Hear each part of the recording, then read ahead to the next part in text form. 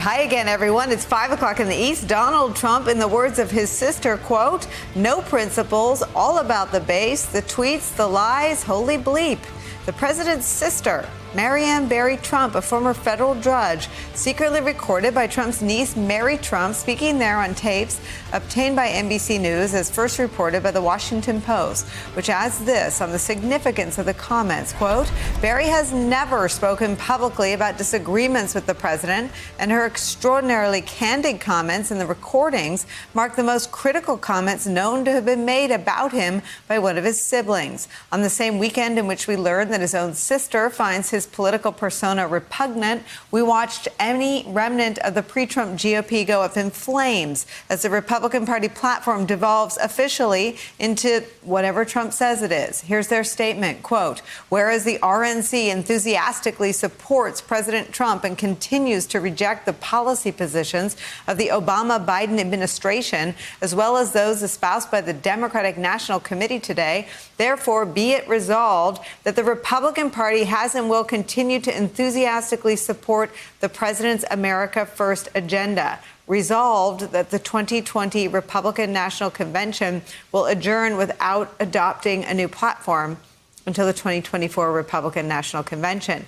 It's what Tim Alberta describes in an opus today for Politico magazine as the grand old meltdown. Tim Alberta writing this, quote, "It can now safely be said, as his first term in the White House draws toward closure, that Donald Trump's party is the very definition of a cult of personality. It stands for no special ideal. It possesses no organizing principle. It represents no detailed vision for governing. If it agitates the base, if it lights up on Fox News, if it serves to alienate sturdy Republican Americans from delicate coastal elites, then it's got a place in the grand old party." And that is where we start this hour with some of our favorite reporters and friends. Associated Press White House reporter Jonathan Lemire is standing outside the White House for us today. Plus, Pulitzer Prize-winning Washington Post columnist Eugene Robinson is here, and former aide to the George W. Bush White House and State Department, Elise Jordan.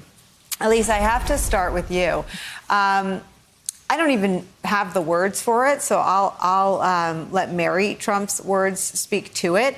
But the notion that the GOP is just waving a white flag and co-signing onto the misogyny, onto the racism, onto the children in cages, onto good sides of both people in Charlottesville at a KKK gathering, it is, even in the time of Trump, appalling.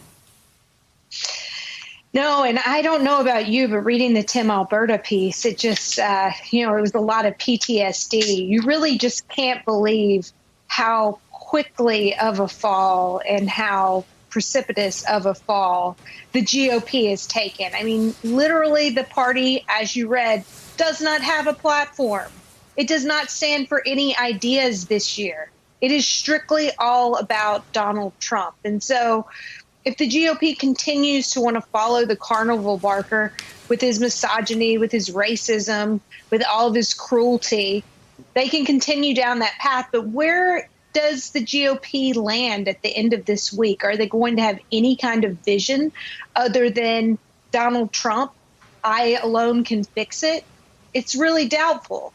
Hey there, I'm Chris Hayes from MSNBC. Thanks for watching MSNBC on YouTube. If you want to keep up to date with the videos we're putting out, you can click subscribe just below me or click over on this list to see lots of other great videos.